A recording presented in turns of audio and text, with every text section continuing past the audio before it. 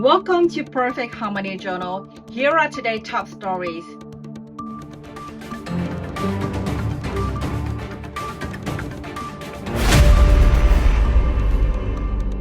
An Israeli drone caught the dramatic last moments of Hamas leader Yahya Sinwar. He was seen trying to strike the Israeli defense drone by throwing something at it just before he was killed. Did you know that our sun goes through a wild phase every 11 years called the solar maximum? During this time, it unleashes massive bursts of energy aimed right at Earth. On another note, North Korean hackers have been busy since 2017, stealing over $3 billion in cryptocurrency. This staggering cyber heist is helping fund North Korea's nuclear and missile programs. And here's a concerning fact. Nearly 3 billion people and more than half of the world's food supply are in areas where water storage is projected to drop significantly.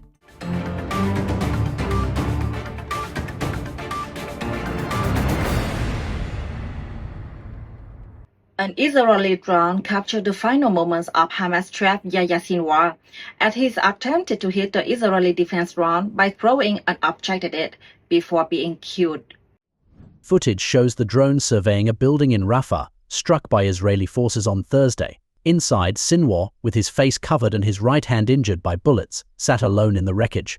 Israel Defense Forces IDF soldiers were initially unaware they had located the mastermind behind the October 7, 2023, attack. When Sinwar noticed the drone, he threw what appeared to be a piece of wood at it. Moments later, a second strike was ordered, resulting in his death along with two others. The Israeli military confirmed Sinwar's identity using DNA sample collected during his time as a prisoner.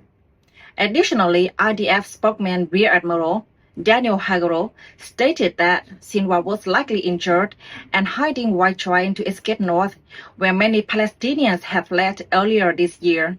The death of Sinwar is viewed as a significant turning point in the conflict. Israeli Prime Minister Benjamin Netanyahu remarked that the conflict can end if Hamas lays down its arms and returns our hostages. Israel will guarantee the safety of all those who return our hostages. Every 11 years, our sun enters a white phase called the solar maximum. During this time, it sends out massive bursts of energy toward Earth. These energy bursts create stunning displays like the Northern Lights, captivating millions around the globe. However, there is a downside. This solar activity can disrupt satellites and even affect our internet connections, potentially causing blackouts. NASA and the National Oceanic and Atmospheric Administration confirm that the solar maximum has officially begun and will continue for the next year. Director of NASA's Space Weather Program, Jamie Favors, explains during solar maximum, the number of sunspots and therefore the amount of solar activity increases.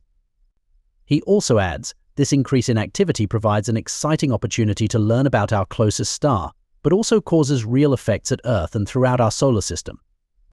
Dr. Dibyendu Nandi, a physicist from the ISA Kolkata Center of Excellence in Space Sciences in India, warns the chances of these solar storms increases when the number of sunspots are high.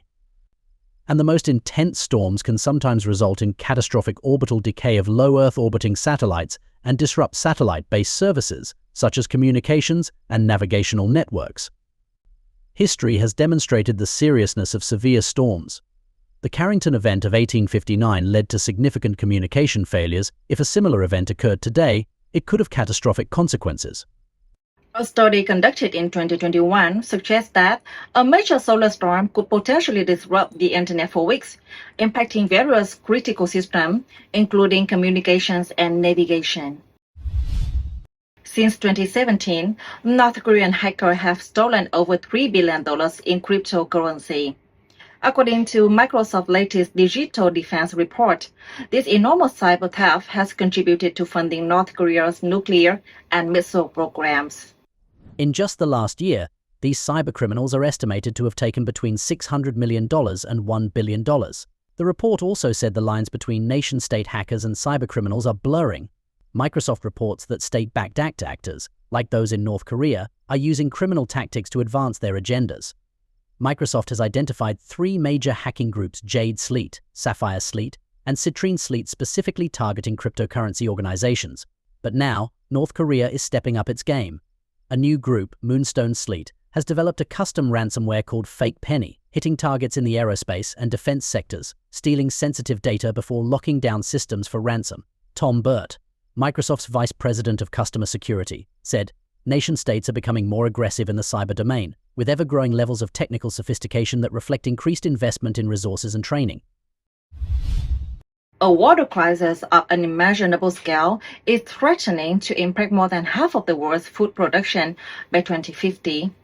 According to a report from the Global Commission on the Economics of Water published on Thursday, nearly 3 people, over 50% of the global food supply, are in regions where water storage is expected to decline significantly. By 2050, high-income countries could experience an average GDP drop of 8%, while lower-income nations might face losses of up to 15%. It's not just food that hangs in the balance. The report cautions that disruptions in the water cycle have significant global economic consequences. These economic challenges are anticipated due to the combined effects of altered precipitation patterns, increasing global temperatures, and reduced access to clean water and sanitation. During an online briefing, the Director General of the World Trade Organization, Ngozi Okonjo-Iweala, who is also a co-chair of the Global Commission, emphasized we have to couple the pricing of water with appropriate subsidies. Another co-chair, Singaporean President Tharman Shanmugaratnam, echoed the call for action, stressing the need to innovate and invest in order to stabilize our global hydrological cycle before it's too late. A report also calls for eliminating harmful subsidies in water-intensive industry and suggests redirecting them to water-saving solutions. The message is clear: the cost of these actions, the report concludes, would be minimal compared to the immense damage that continued inaction would inflict on economies and humanity. That's a wrap for today's edition of Perfect Harmony Journal. We want to hear from you. Share your thoughts on the show or suggest topics you'd like us to dive into by commenting below. Thank you for watching, and we look forward to seeing you again soon.